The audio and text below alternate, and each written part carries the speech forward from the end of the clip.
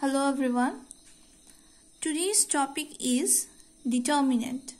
Consider two equations a1x plus b1y equal to c1, a2x plus b2y equal to c2. Now we will try to write determinant from these two equations. What we will do, we will write the coefficients of x and y. In the first equation, coefficient of x is a1 and coefficient of y is b1. So just write a1 and b1 here. And the in the second equation, coefficient of x is a2 and coefficient of y is b2. So write here a2, b2. So in this way, from two simultaneous equations, we will write determinant. Here, all these a1, b1, a2, b2 are called the elements, okay, or entries. So, in the first line, we have written the elements a1, b1. So, this is your row 1. We know that the horizontal elements is your row 1. And the elements a2 and b2 are in row 2. Okay. And same here, this vertical elements a1 and a2 are in column 1 and b1 and b2 are in column 2. So see here, in this determinant we have 2 rows and 2 columns.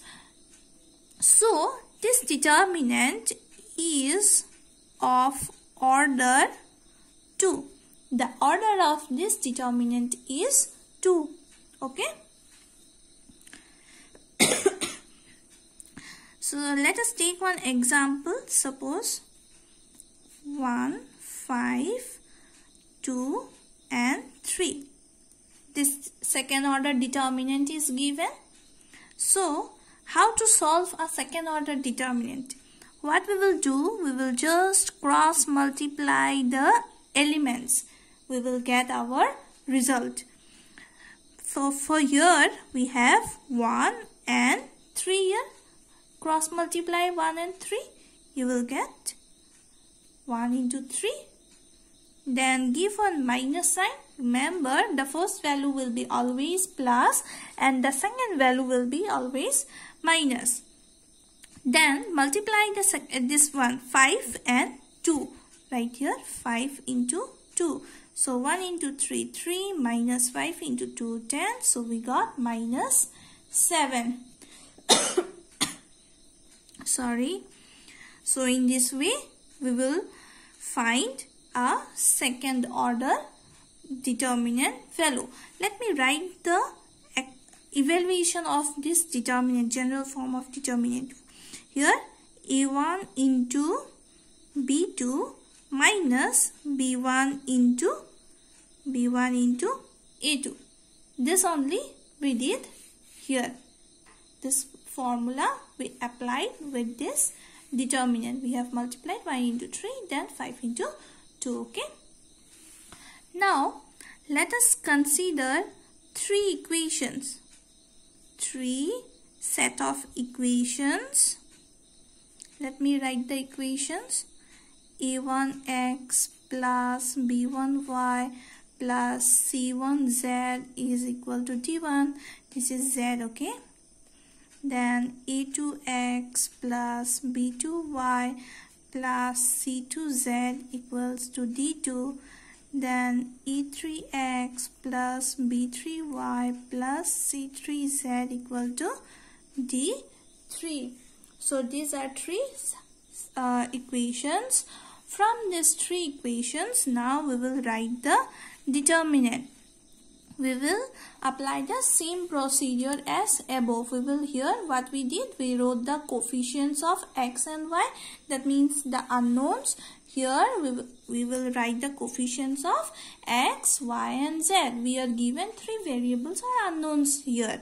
So in the first equation, coefficients are a1, b1 and c1. In the second, a2, B2, C2, and in the third A3, B3 and C3. See here, we have 3 rows here. This is your row 1, this is your row 2, and this is your row 3. And we have 3 columns. These are the columns. Column 1, column 2, and column 3. These are the columns. So, since we have 3 row and 3 column, so this determinant is of order 3. This determinant is of order 3.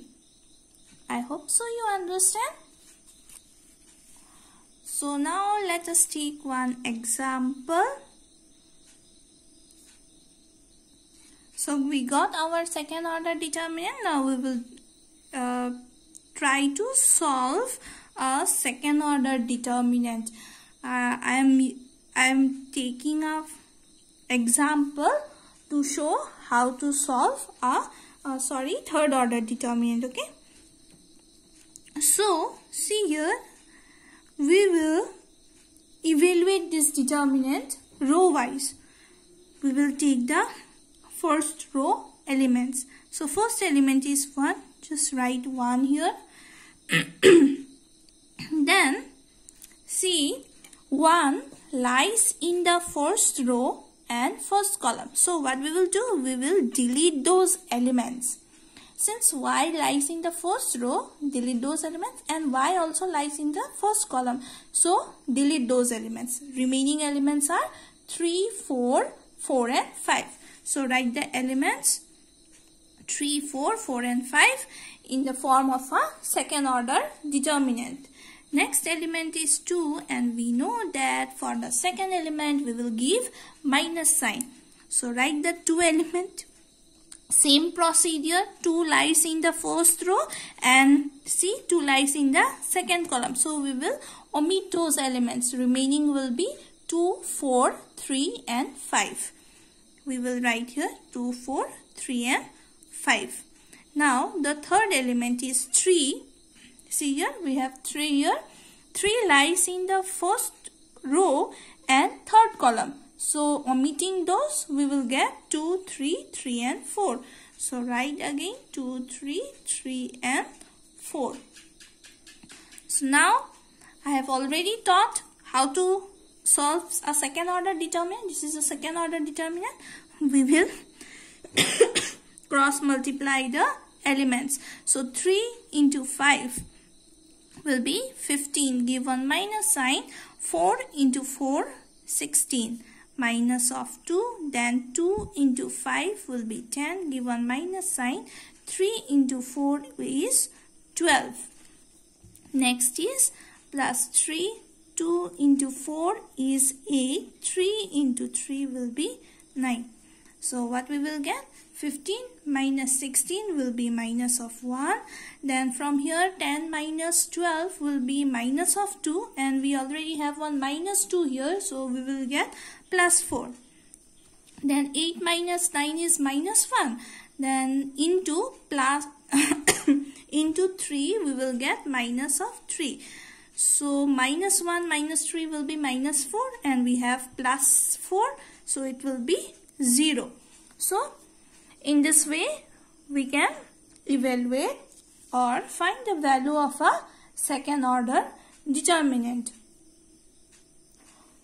Now we will study about minor.